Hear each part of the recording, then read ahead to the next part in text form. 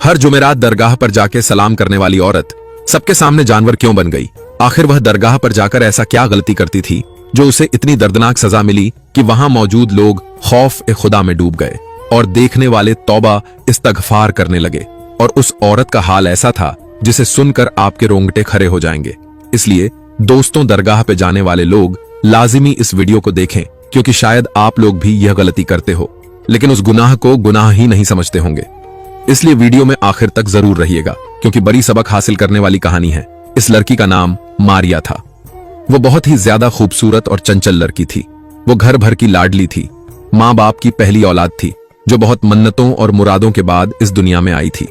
मारिया के बाद अल्लाह ने उसके माँ बाप को एक बेटा अता किया था, मगर जो मोहब्बत उन्हें अपनी बेटी से थी वो बेटे से नहीं हो सकी थी। यूं माँ बाप के प्यार ने मारिया को बिगाड़ दिया था। इस बात का एहसास उसके वालिद को उस दिन हुआ जब उन्होंने अपनी बेटी को मोहल्ले के एक लड़के के साथ खत ओ किताबत करते हुए देखा। तब वो बिल्कुल शौक में रह गए थे। यकीन ही नहीं आ रहा था कि उनकी बेटी ऐसा भी कर सकती है। अब वो इस सब का दोष किसे देते? अपनी बीवी की तरबियत को या फिर खुद को? क्योंकि जब भी बीवी उसे किसी बात पर टोकती थी तो वही इन मां बेटी के दरमियान में आ जाते। अरे मेरी बेटी को हर वक्त तुम टोकती रहती हो, खबरदार। अगर उसके साथ दोबारा सख्त अंदाज में बात की तो वरना मुझसे बुरा कोई नहीं होगा। और यूं वो खामोश हो जाया करती थीं। अब उन्होंने सोचा कि इससे पहले कि बेटी हाथ से निकल जाए या पानी सर से ऊंचा हो जाए, उसकी शादी कर देनी चाहिए। उन्होंने उसी लड़के से शादी की बात की जिसके साथ उनकी बेटी का चक्कर था, मगर वो लड़का साफ मुकर गया। अरे अंकल, मैं तो बस दिल बहलाने के लिए उससे बात कर रहा था। आप उसे मेरे ही गले बांधना चाहते हैं, मुझे उससे शादी नहीं करनी। तब उन्होंने अपने एक शागिर्द के साथ मारिया की शादी का फैसला कर लिया था और मारिया को बताए बगैर शादी की तारीख भी रख दी गई। जब मारिया को पता चला तो उसने एतराज किया तो वो कहने लगे, बेटी, तुम मुझ पर अपना हक जतने का अख्तियार खो बैठी हो। मुझे जो बेहतर लगेगा वही करूंगा। वो दुल्हन बनकर समीर के साथ उसके घर आ गई थी। उसकी शादी के बाद ही उसके वालिद ने अपनी आंखें मूंद ली थीं और अपनी बीवी और बेटे को बेसहारा छोड़ गए थे। उनकी बीवी लोगों के घरों में काम करके अपना और बेटे का पेट पालने लगी थी। यूं मारिया का अपने मायके में मां और भाई के अलावा कोई भी नहीं था। उसकी शादी के बाद मां का रवैया उसके साथ बहुत ही ज्यादा अच्छा हो गया था। समीर एक सीधा साधा नौजवान था। वो एक मजदूर था, कम पढ़ा लिखा था, इसलिए न तो वो कोई अच्छी नौकरी कर सकता था और न ही उसके पास इतना पैसा था कि वो अपना कारोबार कर सकता। बेचारा दिहाड़ी लगाकर अपना और घर वालों का पेट पालता था।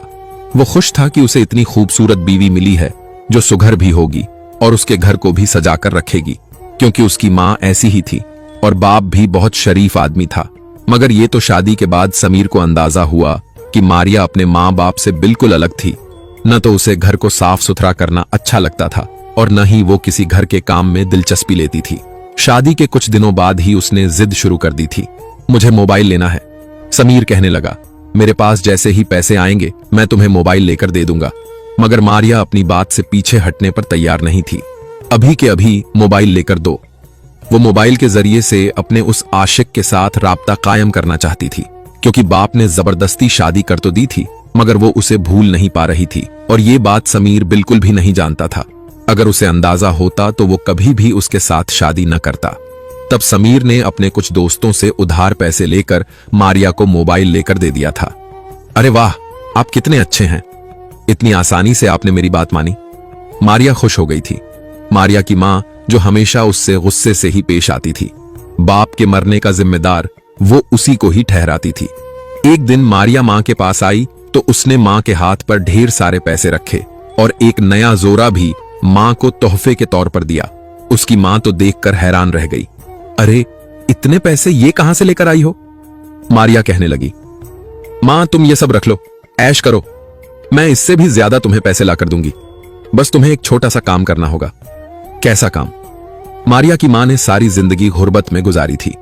शौहर की कमाई इतनी थी नहीं जो कभी वो खुलकर खर्च करती।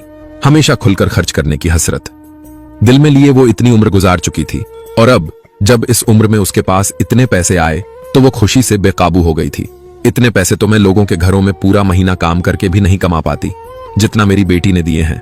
मारिया कहने लगी, मां, तुमने बस करना यह है कि मेरे शौहर से यह कहना है कि मैं दरगाह के पास सलाम दुआ करके तुम्हारे पास रात रुकने के लिए आई हुई हूं। जब भी मेरा शौहर यहां पर आकर मेरे बारे में पूछेगा या मुझसे मिलने की कोशिश करेगा तो तुम उसे यह कहना कि मैं दरगाह गई है। तुमने मेरे शौहर को यह बात नहीं बतानी कि मैं यहां पर नहीं हूं।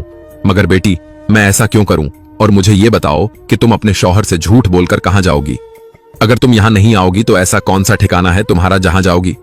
इस बार मारिया असरार अंदाज में मुस्कुराने लगी थी। मां, तुम चाहती हो कि घर की हालत बदल जाए भाई, पर लिखकर किसी काबिल बन जाए और तुम्हें भी लोगों के घरों में काम करने से जान छूट जाए। हाँ बेटी, मैं चाहती हूं कि मैं अब आराम करूं, सुकून से जिंदगी गुजारूं। मगर बेटी, जब तक जान बाकी है तब तक तो ये जिंदगी के बखेरे निपटाने पड़ेंगे। मारिया कहने लगी, मां, अब से ये तुम्हारी सारी जिम्मेदारियां मेरे सर पर हैं। बस तुम्हें इतना सा काम करना है कि हर हफ्ते मेरा साथ देना है। मैं तुम्हें अपने शौहर से बात करवा दिया करूंगी, तो तुमने मेरे शौहर से वही कहना है जो मैं कहने को बोलूंगी। समीर का यह मामूल था कि वो हर जुमेरात को करीबी दरगाह पर जाता था और अपनी बीवी को भी अपने साथ जरूर लेकर जाता। जिस दिन मारिया अपनी मां के घर होती तो उस दिन वो अकेला ही जाता था। एक दिन जब मारिया उसके साथ दरगाह पर आई तो वहां पर बाबा मारिया को देखकर चौंके थे। समीर से कहने लगे, बेटा, एक गिलास पानी का ले आओ, मुझे बहुत प्यास लगी है। मारिया वहीं पर खड़ी थी। समीर के जाते ही बाबा उससे कहने लगे, बेटा, इंसान को दुनिया की चमक दमक में खोकर अपनी आखिरत को भूलना नहीं चाहिए बेटा। जो इंसान का अंदर होता है, जो उसकी सोच होती है, वो कभी ना कभी सबके सामने आकर रहती है और तब इंसान के पास पछतावे के सिवा कुछ नहीं होता। मारिया उनकी बात सुनकर चौंकी तो थी मगर समझी नहीं थी। क्या कहा आपने बाबा? आपकी बात की मुझे समझ नहीं आ रही। बाबा मुस्कुरा दिए थे। बेटा, अगर वक्त पर समझ जाओ तो इसमें तुम्हारी बेहतरी है, वरना अगर वक्त हाथ से निकल गया तो तुम पछतावे के सिवा कुछ भी हासिल नहीं कर पाओगी। उसी वक्त वहां पर समीर उनके लिए पानी लेकर आ गया तो वो खामोश हो गए थे। एक दिन जुमेरात को जब समीर वहां पर गया तो आज वो अकेला था क्योंकि मारिया अपनी मां के घर थी। बाबा ने उसे समझाया, बेटा, इंसान जब किसी पर हुक्मरान बनता है तो उसके फराइज पहले से ज्यादा हो जाते हैं। अब वो अपनी मातहत हर चीज के लिए जवाबदेह होता है। उसे इतना बाखबर होना चाहिए कि अपनी मौजूदगी और गैर मौजूदगी में भी होने वाले वाकयात के बारे में वो अच्छे से जानता हो। यही एक अच्छे इंसान की पहचान है कि वो समझदार और जीरक निगाह हो। समीर उनकी बातों पर सर हिलाता रहा मगर वो भी बाबा की बात को समझ नहीं सका था। अब मारिया का यही मामूल बन गया था। जब भी मारिया का कहीं घूमने का प्लान बनता या फिर अपने किसी मर्द दोस्त के साथ मुलाकात करने के लिए जाती तो वो रात रात भर घर से बाहर रहती थी। ऐसे में वो अपनी मां का इस्तेमाल करती।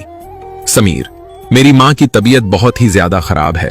वो चाहती हैं कि मैं उनके पास 2 दिन रुकने के लिए जाऊं। आपको ऐतराज तो नहीं होगा? समीर कहता,